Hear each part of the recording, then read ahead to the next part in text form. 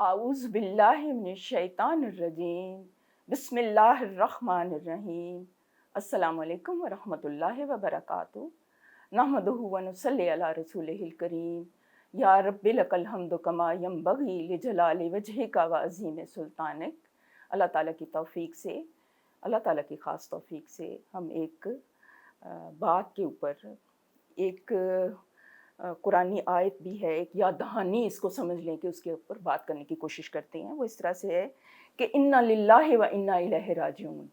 अमूमन हम ये समझते हैं कि ये वाला कलमा जो है ये सिर्फ़ फौतीदगी के वक्त पढ़ा जाता है, लेकिन ये वाला कलमा वो खैर की कुंजी है जो कि हमारे अकायद भी दुरुस्त कर देता है, हमारी फ़िक्र भी दुरुस्त कर देता है, हमारा रुख भी सही कर देता है, और ये हमें आखिरत की याद भी ताज़ा हो जाती है।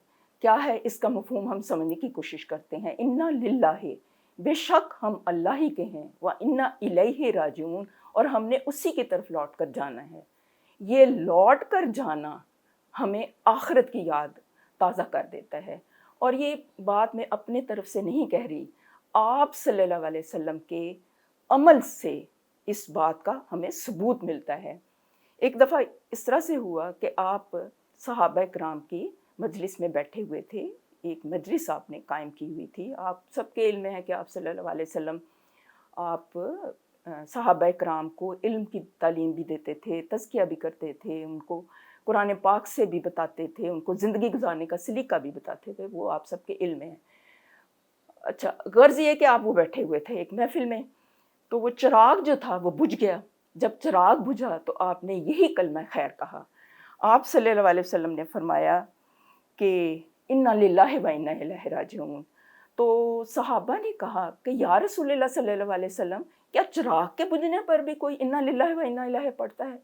तो आप सल्लल्लाहु अलैहि वसल्लम ने उसका ये जवाब दिया कि मुसलमान को कोई मुसीबत, कोई तकान जब भी पहुँचती है तो उसके ऊपर उसे यही कहना चाहिए कि इन्ना लिल्लाहि व इन्ना इलैहि राजिऊन, कि हम अल्लाह ही के लिए हैं और इसी की तरफ लौट कर जाना है। ये जो भी मुसीबत है, जो भी तकलीफ़ है, ये दूर हो जाएगी इंशाअल्लाह ताला।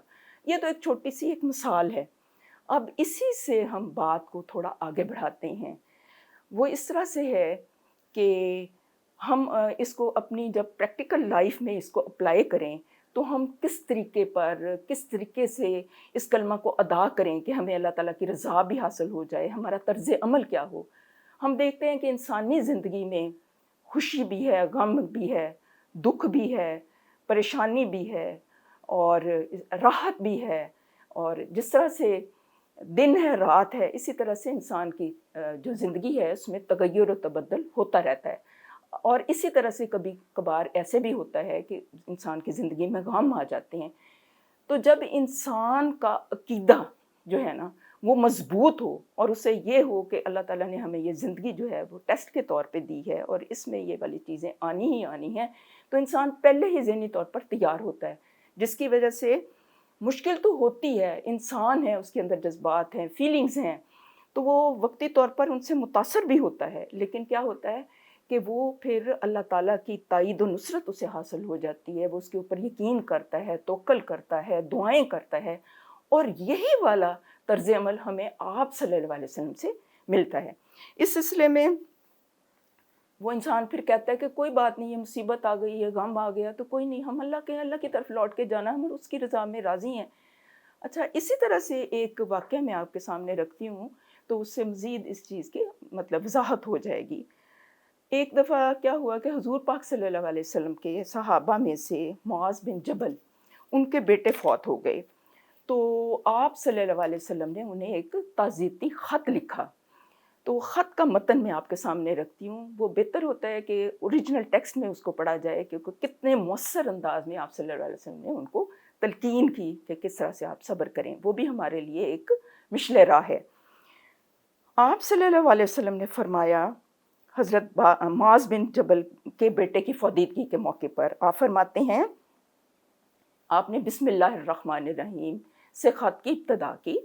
फिर उसके बाद आप सल्लल्लाहु अलैहि वसल्लम ने ये दर्ज किया कि ये ख़त अल्लाह के रसूल मोहम्मद सल्लल्लाहु अलैहि वसल्लम की तरफ से है, और ये ख़त मुआज़ बिन जबल के नाम है। यानी इससे ये भी हमें पता चलता है कि ख़त लिखने की इब्तिदा जो है वो جو بندہ خط لکھ رہا ہو وہ اپنے نام سے کرے، اور جس کو وہ بھیج رہا ہے اس کو بھی وہ مخاطب کرے. تو یہ بھی ہمیں ایک نقطہ ملتا ہے. آج کل تو ویسے مطلب خط لکھنے کا اتنا رواج نہیں رہا، یہ اب مطلب صورتحال بدل گئی ہے. بہرحال یہ بھی مطلب ذہن میں رہنا چاہیے. پھر آپ نے کیسے ابتدا کی کہ تم پر سلامتی ہو گئی، یعنی سلامتی سے بات انسان شروع کرے نا. پھر کہتے ہیں آپ صلی اللہ علیہ وسلم نے اتنے مؤثر انداز میں انہیں تسلی دی کہ میں اللہ کا شکر اور اس کی حمد و تعریف کرتا ہوں کہ اس کے سوا کوئی معبود نہیں.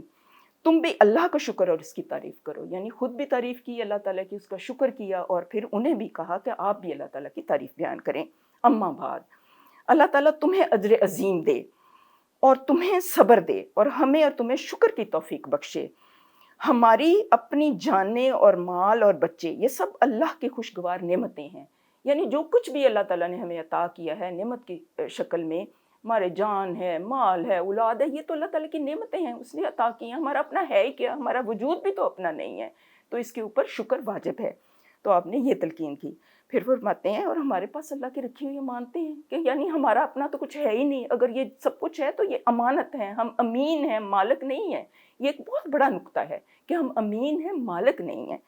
اچھا، پھر آپ نے کہا کہ جب تک وہ تمہارے پاس رہیں مسرت اور خوشی ملے، اور ان کے چلے جانے کے بعد اللہ تعالیٰ اجر عظیم سے نوازے.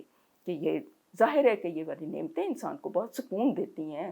اچھی جو اولاد ہے، انسان کے دل کا ثمرہ ہے، اس کی آنکھوں کی ٹھنڈک ہے، اس کے بڑی خوشی ملتی ہے. اللہ تعالیٰ رحم کرے، سب کو اپنی بہت زیادہ حفظ و امان میں رکھے، سب کی اولادوں کو اپنی پناہ میں رکھے، سب کے لیے خیریت ہو، عافیت ہو، سب کی جان مال کی اللہ تعالیٰ حفاظت فرمائے. لیکن بات یہ ہے کہ زندگی میں یہ سانحات ہوتے ہیں، تو اس میں یہ ہے کہ انسان ذہنی طور پر اپنے آپ کو تیار کر کے رکھے نا، تو پھر اس صدمے کی کیفیت جو ہے نا وہ کم ہو جاتی ہے. پھر اللہ تعالیٰ پھر انہوں نے فرمایا کہ تمہارے لیے اللہ کی رحمت، انعام اور ہدایت ہو، اگر بشرطے کہ اجر آخرت کی نیت سے صبر کرو، کہ اگر تم صبر کرو گے تو تمہیں اس کا بہت اجر ملے گا.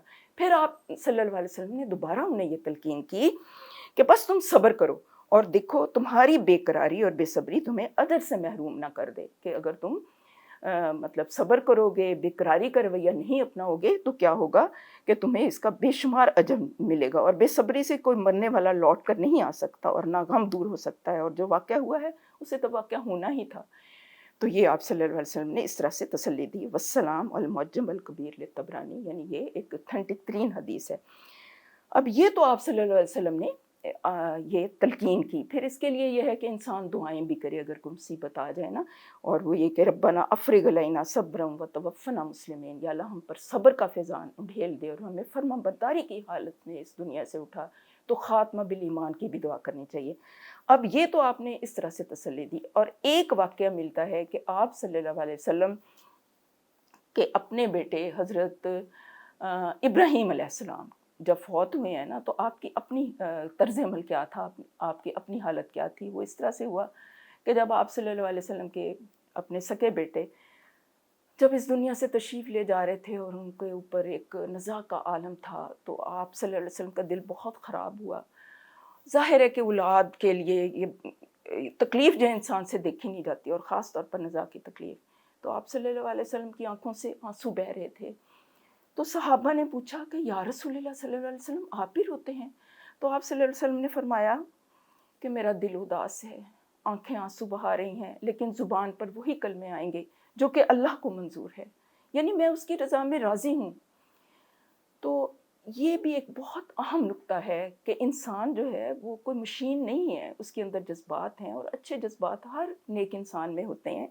اب انسان کا کام یہ ہے کہ وہ اپنے جذبات کو صحیح رخ کے اوپر چینلائز کرے اور نگیٹیوٹی میں نہ جائے، کیونکہ نوحے کے اوپر آپ صلی اللہ علیہ وسلم نے منع کیا ہے اور وہ گناہ ہے. اور ایک دفعہ بعض لوگوں نے، بعض خواتین نے کسی صحابہ کی وفات کے اوپر بہت زیادہ واویلا مچایا اور نوحہ کیا، تو آپ صلی اللہ علیہ وسلم نے انہیں سختی سے منع کر دیا. لیکن یہ بھی ہمیں ملتا ہے کہ آنکھوں سے آنسو اگر بے اختیاری میں بہتے ہیں اور انسان شکوہ شکایت نہیں کرتا اور اللہ تعالیٰ کی رضا پہ راضی ہے، تو اس میں کوئی حرج نہیں ہے. مراد یہ ہے میرے کہنے کا، یہ بیان کرنے کا، کہ ہمیں یہ بھی پتہ ہو کہ ہم نے زندگی کیسے گزارنی ہے. ہمیں یہ بھی پتہ ہو کہ جب انسان کے اوپر کوئی مسئلہ آئے یا غم آئے یا تکلیف آئے تو ہمارا طرز عمل کیا ہو. اور ہمارے ایک بہتر طرز عمل سے وہی غم جو ہے وہ بھی اجر کا باعث بن جاتا ہے. اسی طرح اور بہت سی بے شمار مثالیں ہیں. ابھی ابو طلحہ کا واقعہ ہے کہ ان کے بیٹے جو تھے وہ بیمار ہوئے. تو ہوا اس طرح سے کہ ان کے جو والد صاحب تھے وہ کام کے لیے چلے گئے. اب بعد میں ان کے جو بیٹے تھے وہ مطلب اللہ کو پیارے ہو گئے.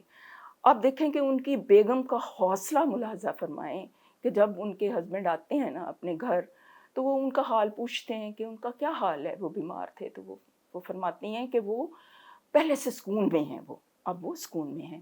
تو وہ اسی طرح سے ان کی آؤ بھگت کرتی ہیں، ان کا کھانے کا انتظام کرتی ہیں، ان کی راحت کا انتظام کرتی ہیں. اور صبح کے وقت پھر بڑی حکمت کے ساتھ ان سے پوچھتی ہیں کہ اللہ تعالیٰ اگر کوئی اپنی نعمت جو اس نے دی ہوئی ہے وہ واپس لے لے تو پھر انسان اس کے اوپر کیا کرے. تو وہ کہتے ہیں کہ ظاہر ہے کہ انسان مطلب صبر کرے اور کہے کہ شکر الحمدللہ کہ تیری نعمت تھی تو نے لے لی. تو کہتے ہیں کہ آپ کے بیٹے کو اللہ تعالیٰ نے جو ہمیں مانتن دیا تھا، مطلب میں مفہوم بتا رہی ہوں، الفاظ ہو سکتا ہے یہ والے نہ ہوں، تو اللہ تعالیٰ نے انہیں واپس بلا لیا. تو وہ اس چیز سے بہت متاثر ہوئے. انہوں نے پھر یہ واقعہ حضور پاک صلی اللہ علیہ وسلم سے بھی بیان کیا. حضور پاک صلی اللہ علیہ وسلم نے انہیں بہت زیادہ اس چیز کے اوپر سراہا، حوصلہ افزائی کی، تسلی دی، اور پھر بعد میں ان کی نسلوں سے خیر برآمد ہوئی. وہ پھر ایک علیحدہ واقعہ ہے، اس اکارڈنگ میں اس کی گنجائش نہیں ہے. مراد یہ ہے کہ اتنے حوصلے ہوتے تھے ان خواتین کے، ان حضرات کے. اور یہ ہے کہ انسان اپنے ذہن کی اور اپنے آپ کی اس طرح سے ٹریننگ کرنا اس کے لیے بہت زیادہ ضروری ہے. اچھا، اس کے علاوہ یہ ہے کہ کچھ مزید اس کے اوپر بات جو ہے وہ میں کرنا چاہوں گی. وہ اس طرح سے ہے کہ ایک دفعہ کیا ہوا کہ وہ بھی ایک حدیث کا مفہوم ہے. روایت میں آتا ہے کہ ایک دفعہ نا اللہ تعالیٰ نے کسی بندے کے بچے کی مطلب اسی طرح سے وہ فوت ہو گئے، تو اللہ تعالیٰ نے فرشتوں سے پوچھا کہ کیا تم نے اس کی جان قبض کر لی؟ تو فرشتوں نے کہا کہ ہاں اللہ تعالیٰ، ہم نے اس کی جان قبض کر لی. اللہ تعالیٰ نے پھر دوبارہ پوچھا، حالانکہ اللہ تعالیٰ تو سب جانتا ہے، صرف ایک مطلب استفسار سے یا ہمارے ذہنوں میں اس چیز کو مزید تازہ کرنے کے لیے. تو یہ فرمایا کہ کیا تم نے اس کے جگر کا ٹکڑا لے لیا؟ تو فرشتے کہتے ہیں کہ جی ہاں، ایسے کیا. اللہ تعالیٰ کہتے ہیں تو کہ اس بندے نے پھر کیا کہا؟ تو وہ کہتے ہیں کہ اے اللہ تعالیٰ، اس نے تیری حمد کی، اس نے تیری تعریف کی، اور اس نے کہا کہ انا للہ و انا الیہ راجعون. یا اللہ، ہم تو تیرے ہی ہیں اور تیرے ہی طرف ہماری لو لگی ہے، ہم تیری رضا پہ راضی ہیں. یہ کتنی بڑی بات ہے، یہ کتنی بڑی بات ہے. یہ کہنا آسان ہے، جس کے اوپر بیتتی ہے اس کے لیے بہت بڑی ایک بات ہے کہ اس وقت کلمہ شکر کہنا. وہ کہتے ہیں نا کہ الحمدللہ علی کل حال، راضی برضا ہونا، راضی برضا ہونا. یا اللہ، ہمیں راضی برضا رہنا سکھا دے. اور کوئی انسان اس چیز کو پالے تو یہ ایک بہت بڑی نعمت ہے. بہرحال اللہ تعالیٰ پھر کہتے ہیں کہ تم اس کے لیے جنت میں ایک گھر تعمیر کر دو اور اس کا نام بیت الحمد لکھ دو، اس کا نام ہی شکر کا محل لکھ دو.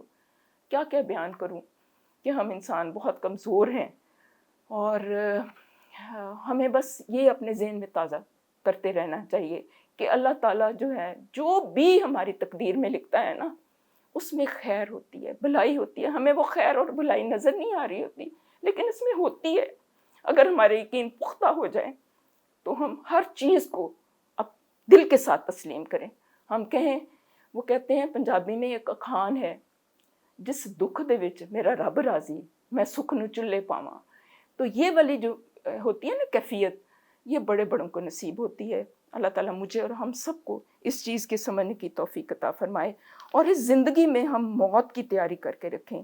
اس کے علاوہ میں کچھ انشاءاللہ تعالیٰ کچھ نکات ابھی باقی ہیں، تھوڑے توقف کے بعد ان کو بھی ڈسکس کرتے ہیں انشاءاللہ.